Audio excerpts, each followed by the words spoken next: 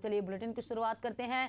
White house की press secretary Karoline Leavitt ने रविवार सोशल मीडिया एक्स पर H-1B वीजा से जुड़ी कई जानकारियां दी। उन्होंने बताया कि 88 लाख रुपए फीस सालाना नहीं लगेगी। ये वन टाइम फीस है जो सिर्फ एप्लीकेशन देते समय लगेगी।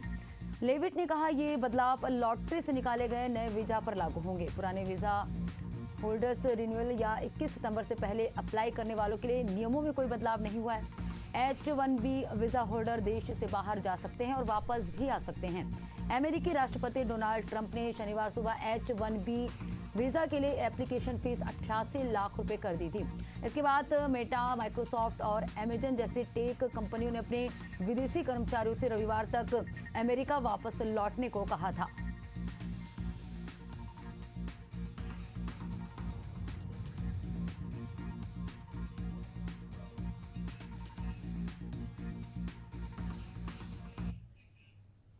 प्रधानमंत्री नरेंद्र मोदी रविवार शाम 5 बजे देश को संबोधित करेंगे। आधिकारिक तौर पर इस बात की पुष्टि नहीं है कि वे किस विषय में बात करेंगे, लेकिन ये कयास लगाए जा रहे हैं कि वे जीएसटी की नई दरें लागू होने पर बात कर सकते हैं। इसके अलावा देश में शुरू हो रहे फेस्टिवल सीजन के लिए स्वदेशी के इस्तेमाल को बढ़ावा देने की अपील कर सकते हैं, जिसका जिक्र उन्होंने मणिपुर, बिहार, गुजरात, मध्य प्रदेश की यात्राओं में भी किया है। इससे पहले पीएम ने 12 मई को ऑपरेशन सिंदूर का जिक्र किया था।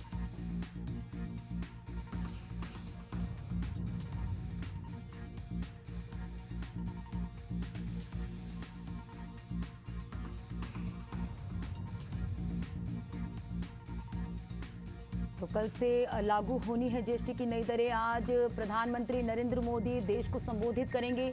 स्वदेशी के इस्तेमाल पर कर सकते हैं चर्चा। तो आज देश को संबोधित करेंगे पीएम मोदी।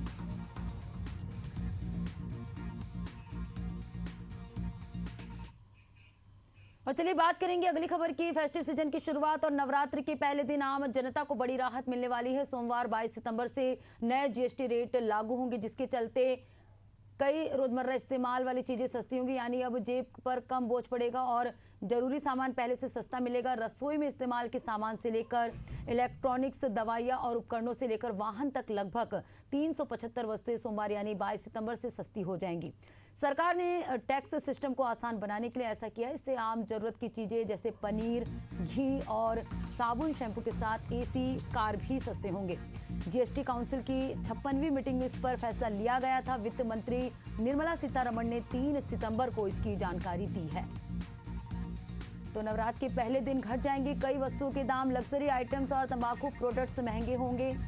पान मसाला और तंबाकू प्रोडक्ट्स पहले 28% रहा। एयरक्राफ्ट, यॉट, लग्जरी कारें 28% पहले रहा, 40% अब होगा।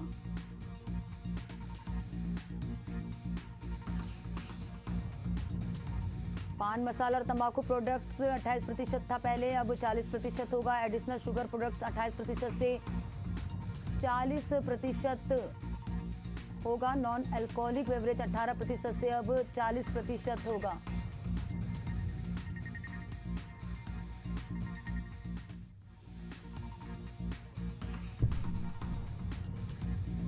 तो सोमवार से जीएसटी की नई दरें लागू हो जाएंगी। ये ग्राफिक्स के माध्यम से आपको बता रहे हैं। घी और शैम्पू से लेकर एसी, कार अब सस्ते होंगे। साबुन शैम्पू से लेकर घी, मक्खन सस्ते होंगे। साबुन शैम्पू टूथपेस्ट 18% रहा पहले, अब 5% होगा। घी मक्खन 12% था पहले, अब 5% सस्ता होगा। नूडल्स और नमकीन 12% पहले था, 5% जो है सस्ते होंगे। बर्तन 12% से अब 5% होंगे।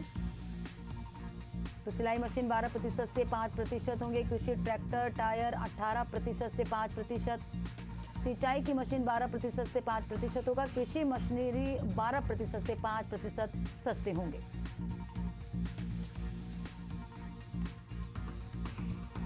तो सोमवार से जीएसटी की नई दरें लागू हो जाएंगी। नवरात्र के पहले दिन घट जाएंगे कई वस्तुओं के दाम।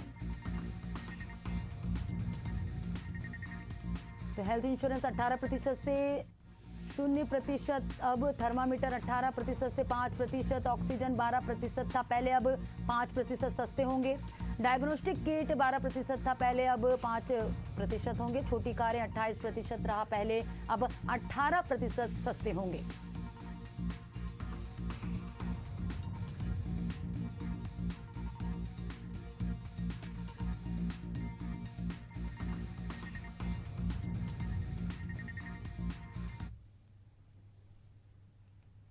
सब जगह इसका असर दिखेगा।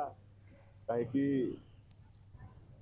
जो 4 स्लैब थे जीएसटी के, उसको घटाकर 2 स्लैब किया गया है और अब 5 और 18 का स्लैब है और 28 भी घटकर 18 हो गया है। 10% घटा है।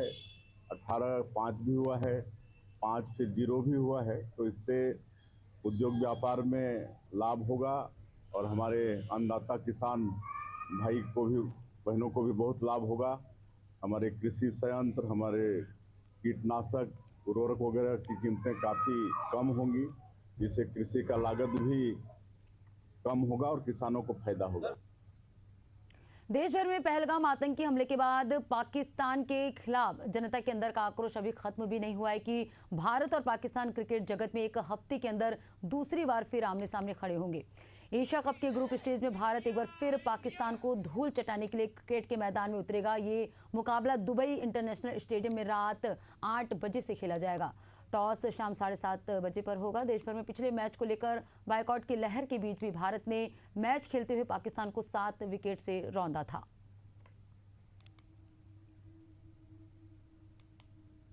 तो रात 8 बजे मैच शुरू होगा। इंडिया पाक के बीच आज सुपर हिट मुकाबला होगा। मैच को लेकर लोगों की मिलीजुली प्रतिक्रिया भी सामने आ रही है। तो रात 8 बजे शुरू होगा मैच।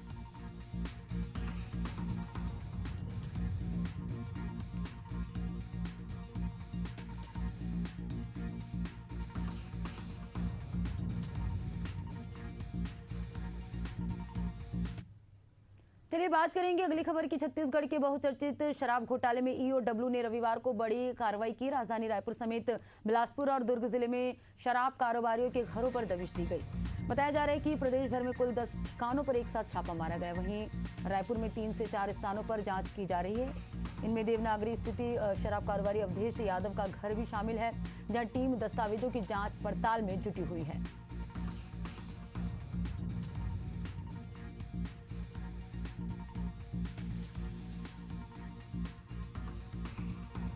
तो छत्तीसगढ़ में एक बार फिर ईओडब्ल्यू ने बड़ी कार्रवाई की है। शराब कारोबारियों के घर दबिश दी है। ईओडब्ल्यू ने बड़ी कार्रवाई की है।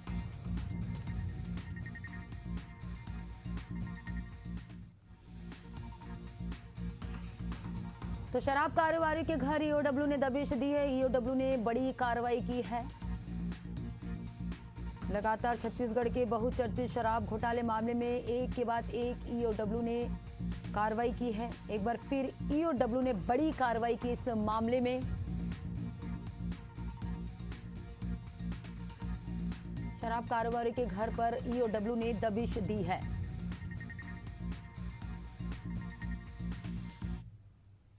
सुबह 6 बजे से ही ईडी की कार्यवाही जो है रायपुर, बिलासपुर, दुर्ग में जारी है। सुबह से अलग अलग स्थानों में जो है वो छत्तीसगढ़ शराब मामलों में ईओडब्ल्यू की टीम जो है वो कार्रवाई कर रही है। इस आबकारी घोटाले में जांच के लिए ईओडब्ल्यू की टीम ने रायपुर, दुर्ग और बिलासपुर में कई शराब और कोयला कारोबारी के ठिकानों पे दबिश दी है। रायपुर के देवनागरी स्थित कारोबारी अवधेश यादव के घर पर इस वक्त जो है कार्रवाई चल रही है। लगभग 5 से अधिक अधिकारी जो है इस टीम के मौजूद हैं, अंदर जो है वो जांच कर रहे हैं। छत्तीसगढ़ के जो है बहुत चर्चित शराब घोटाले में लगभग 2000 से अधिक के घोटाले की बात कही गई थी और ईडब्ल्यू ने इसी मामले में जो है चार्जशीट पेश की थी, जिसमें 2000 से अधिक के जो है वो वित्तीय अनियमितता की बात कही थी। साथ ही आपको बताना चाहूँगा कि घोटाले में जांच के लिए ईडब्ल्यू की टीम ने सुबह सुबह प्रदेश में अलग अलग जगहों पर रेड मार की कार्रवाई की है। दुर्ग और बिलासपुर में कई शराब और कोयला कारोबार की करीब 10 ठिकानों पर छापेमारी की है। इसमें 3 से 4 ठिकानों के साथ जो है सर कार्रवाई जारी है। तो देखिए अधिकारी भी हालांकि जो है ये कार्रवाई के चलते जो है वो इस मामले में जवाब देने से बच रहे हैं और ये आपको वो गाड़ी भी दिखाना चाहेंगे। इस गाड़ी में से के जरिए जो है अधिकारी सुबह 6 बजे यहाँ पर जो है कार्रवाई करने पहुँचे थे। लगभग पुलिस के अधिकारी के साथ ही जिस तरह से हमने दिखाया कैमरे में कि पुलिस के अधिकारी जो है यहाँ पर मौजूद है, अंदर जो है ईओडब्ल्यू के भी अधिकारी जो है अंदर मौजूद है और कार्रवाई लगातार चल रही है। शराब घोटाले मामले में अपनी कार्रवाई जो है वो विभाग ने तेज की है और इसी के चलते सुबह 6 बजे से ईओडब्ल्यू ने अलग अलग ठिकानों पर जो है दबिश दी है और दबिश दे करके इस पूरे मामले में पूछताछ जो है वो कर रही है। और ये भी बात सामने निकल के आ रही है कि पूछताछ में कई अहम जो है बातें देर शाम ईओडब्ल्यू जो है वो अपने प्रेस विज्ञप्ति के जरिए जो है वो बताएगी। हालांकि देखने वाली बात ये होगी आने वाले वक्तों में इन तमाम ठिकानों की जांच में क्या बात निकल के आती है और इनकी संलिप्तता कहां तक है, इसकी जो है इसकी बात कहां तक पहुंचती है और कौन कौन इससे जुड़ा है, ये जो है वो देर शाम खुलासा होने की संभावना है। कैमरामैन आर के प्रसाद के साथ नदीम मेमन, एशिया न्यूज़ रायपुर। और चलिए बात करेंगे अगली खबर की। मध्य प्रदेश मुख्यमंत्री डॉक्टर मोहन यादव के नेतृत्व में लगातार आगे बढ़ रहा है। इसी कड़ी में मध्य प्रदेश सोलर के साथ स्टोरेज परियोजना में सबसे सस्ती दर हासिल करने वाला पहला राज्य बन गया है। इस प्रोजेक्ट के लिए मुरैना में 440 मेगावाट के 12 घंटे तक नीलामी चली। नीलामी में ₹2.70 प्रति यूनिट की दर मिली है। बता दें कि मुरैना प्रोजेक्ट में अदानी ग्रुप, एनटीपीसी समेत 12 कंपनियां शामिल है। इसे आने वाले 25 सालों के लिए ऐतिहासिक टैरिफ माना जा रहा है। सोलर पावर स्टोरेज प्लांट लगाने में न केवल हमको रेट के मामले में उल्लेखनीय उपलब्धि मिली है, बल्कि पूरे देश का ये सबसे कम बिजली दर पर बिजली उपलब्ध कराने वाला प्रोजेक्ट खड़ा हुआ है। 440 मेगावाट का ये प्रोजेक्ट अपनी एक बड़ी उपलब्धि के साथ संपन्न हो रहा है। ये देश की प्रथम सोलर प्लस स्टोरेज परियोजना, जिसकी 95%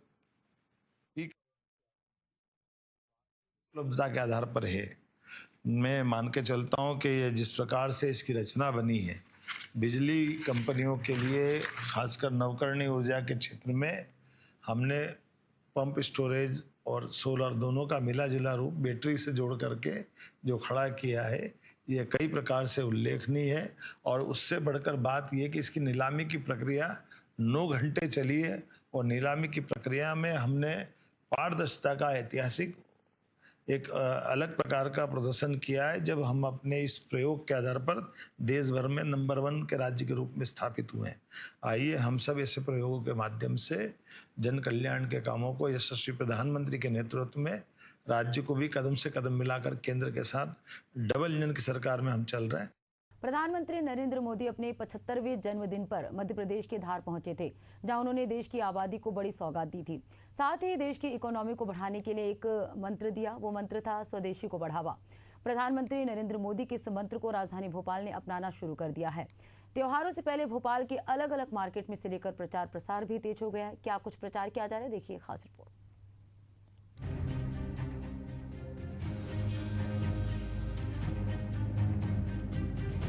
स्वदेशी अभियान, स्वदेशी की खरीदेंगे, स्वदेशी ही बेचेंगे। प्रधानमंत्री मोदी के मंत्र को अपना रहे व्यापारी। देश की अर्थव्यवस्था होगी मजबूत। त्योहारों को देखते हुए प्रतिष्ठानों पर दिख रहे पोस्टर। लोकल फॉर वोकल को मिलेगा बढ़ावा। त्योहारी सीजन की शुरुआत हो गई है। 22 सितंबर से नवरात्रि और फिर दीपावली का त्योहार पास है। ऐसे में सजावट के सामानों से बाजार गुलजार होने लगी है। लोग अभी से मार्केट का रुख करने लगे हैं। मार्केट में कई व्यापारिक संगठन स्वदेशी को बढ़ावा देने के लिए काम करते हुए दिखाई दे रहे हैं। व्यापारिक संगठनों की माने तो इससे देश का पैसा देश के काम आएगा। दुकानदारों का कहना है कि इस बार हम स्वदेशी को बढ़ावा देने और मेक इन इंडिया चीजों को ही बेचेंगे। स्वदेशी को लेके हमने इसलिए लगाया है कि हम ये चाहते हैं कि हमारे भारत के प्रोडक्ट हमारे भारत में ज़्यादा से ज़्यादा बिके। अमेरिका ने जिस प्रकार टैरिफ लगाया है, तो हम उसको बताएंगे कि हमारे भारत भी खुद सक्षम है हर चीज़ में। हम ज़्यादा से ज़्यादा अपनी स्वदेशी वस्तुओं का ही उपयोग करेंगे। बाहर की वही वस्तुओं का पूर्णतः बहिष्कार करेंगे। इस बार जो दिवाली का सीज़न है हमारा पूरा आएगा, मेक इन इंडिया पे रहेगा, मेक इन भारत पे रहेगा। पूरा प्रोडक्ट जो हमारे इस बार शुभ दीपावली के हमने मंगाए हैं, सब भारत में निर्मित हैं। वही खरीदारों का कहना है कि सुई से लेकर मिसाइल तक सभी भारत का होना चाहिए, ताकि भारत का नाम हो। हम भी यही चाहते हैं कि हमारे इंडिया का जो भी उपकरण, जो भी नया प्रोडक्ट तैयार हो, वो अपने यहीं पे चलें। यहाँ पे जो बाहर के आते हैं उनको पूरा बैन करना है, और अपना जो भी इंडिया में बनता है, जो भी थाली से लेके गिलास तक, गिलास से लेके चम्मच तक, वो सब इंडिया का रहे और अपना ही नाम आगे चले। जैसे अमेरिका का नाम सब नंबर 1 पे आता है, हम पूरे इंडिया वासी अगर मिल के अगर चाहें तो अपना इंडिया का नाम नंबर 1 पे आए। बाजारों में मेक इन इंडिया प्रोजेक्ट खरीदने की बात हो या फिर बेचने की, विक्रेता और क्रेता दोनों ही समर्थन कर रहे हैं। तो वहीं किराना व्यापारी भी इसका जमकर समर्थन करते नजर आ रहे हैं। उनका कहना है कि इससे भारत की अर्थव्यवस्था में सुधार होगा और देश समृद्ध भी होगा। प्रधानमंत्री नरेंद्र मोदी धार पहुंचे तो उन्होंने भरे मंच से स्वदेशी को बढ़ावा देने की बात कही, और उसके बाद राजधानी भोपाल के बाजारों की हम आपको स्थिति दिखाते हैं। आज राजधानी भोपाल के अलग अलग बाजारों की अगर बात करें तो वहाँ कई प्रकार के फ्लैग पोस्टर आपको दिख जाएंगे, जिसमें साफ तौर पर लिखा है, गर्व से कहो हम स्वदेशी हैं, स्वदेशी ही खरीदेंगे, स्वदेशी को ही बेचेंगे, और हमारे यहाँ जो सामान मिलता है वो पूरे तरह से स्वदेशी मिलता है। सिर्फ ये पोस्टर्स जो हैं वो तमाम जो बाज़ार के जो कोने हैं उसमें आपको देखने के लिए मिलेंगे। और ऐसा नहीं, सिर्फ किराने की दुकान नहीं, कपड़ा बाज़ार हो या आर्टिफिशियल्स के सामान, इसके अलावा अगर डिस्पोजल के जो आइटम्स होते हैं उन दुकानों पर भी इस प्रकार के जो फ्लैग्स हैं वो लगातार देखे जा रहे हैं। और ये कहा जा रहा है इस पोस्टर्स के माध्यम से कि स्वदेशी अगर अपनाएंगे तो कितना ज़्यादा फ़ायदा जो है वो लोगों को होगा। और देश की अर्थव्यवस्था की अगर हम बात कर रहे हैं तो देश की अर्थव्यवस्था भी सुधरेगी, और देश जिस प्रकार से आर्थिक उन्नति की जो बात कही जा रही है उसमें भी आगे बढ़ता हुआ नज़र आएगा। ये तमाम ऐसे फ्लैग्स हैं जिसके ज़रिए संदेश दिया जाना चाह रहा है कि हमारा मध्य प्रदेश उन जगहों से भी पीछे नहीं है। अगर देश की अर्थव्यवस्था की अगर बात की तो इस अर्थव्यवस्था में भी कहीं ना कहीं अपना बड़ा अहम रोल निभाती है। और जब किसी भी देश के लिए जब हिंदुस्तान का ही माल हिंदुस्तान में बिकेगा तो यहाँ का पैसा यहीं के लोगों को काम आएगा। किराना व्यापारी संघ के महासचिव हैं, महामंत्री हैं, हमारे साथ हैं, उनसे बात करेंगे। सर, ये पूरे पोस्टर लगा दिए आपने, क्या वजह ऐसी आ गई सर? देखिए, माननीय प्रधानमंत्री जी अगर कोई अपनी बात कहें और हम उसको ना माने भारतीय होने के नाते तो कहीं ना कहीं गलत है। आज तक माननीय प्रधानमंत्री 2014 से जब से प्रधानमंत्री बने देश की सेवा कर रहे हैं, और कहीं ना कहीं देश को अर्थव्यवस्था में हम किस तरीके से दुनिया में सक्षम हो पाएँ, सबसे उच्च स्तर पर पहुँच पाएँ, तो उसके लिए वो काम कर रहे हैं। स्वदेशी भी अपनाना बहुत ज़रूरी है, क्योंकि हमारे देश की बनी हुई वस्तुओं का खरीदना और उसी को बेचना कहीं ना कहीं इसलिए भी ज़रूरी है क्योंकि हम अपनी अर्थव्यवस्था को अगर सुधारना चाहते हैं तो हम क्यों फॉरेन कंट्रियों पे डिपेंड हो, हम क्यों ना अपनी खुद की वस्तुएं बेचें और खुद की वस्तुएं खरीदें। हालांकि ये बात सत्य है कि 20% माल अभी भी बाहर से आएगा, पर 80% भी अगर हम स्वदेशी होते हैं तो कहीं ना कहीं बहुत सार्थक है। और आने वाले समय में अगर दुनिया में डॉलर की जगह अगर रुपये पे काम हो तो वो और सोने पर सुहागा हो जाएगा। और स्वदेशी तमाम वस्तुओं का हम इस्तेमाल करेंगे तो देश की अर्थव्यवस्था तो मजबूत होगी ही, लेकिन ये भी ज़रूर कहते नज़र आ रहे हैं कि लोग अभी भी कहीं ना कहीं अज्ञानता की कमी है, और जिसके चलते अभी भी विदेशी आइटमों का इस्तेमाल किया जा रहा है। हालांकि जागरूकता की आवश्यकता ज़रूर बताई जा रही है। अब देखने वाली बात यह होगी कि लोग कितना जागरूक होते हैं और कितना स्वदेशी को इस्तेमाल करते हैं और अपनाते हैं। कैमरा पर्सन सलमान के साथ प्रदीप तलरेजा, एशियन न्यूज़, भोपाल। और चलिए बात करेंगे अगली खबर की। सेवा पखवाड़ा कार्यक्रम के तहत काशीपुर में प्रबुद्ध सम्मेलन का आयोजन किया गया। इस कार्यक्रम में कैबिनेट मंत्री सौरभ बहुगुणा शामिल हुए। इस दौरान उन्होंने कांग्रेस पर जमकर हमला बोला। उन्होंने कहा कि देश की सबसे पुरानी पार्टी कांग्रेस पार्टी धीरे धीरे अपना वजूद अपनी पॉलिसी की वजह से खो रही है। उन्होंने राहुल गांधी पर देश में रहकर देश को तोड़ने और जातियों में बांटने का आरोप लगाया है।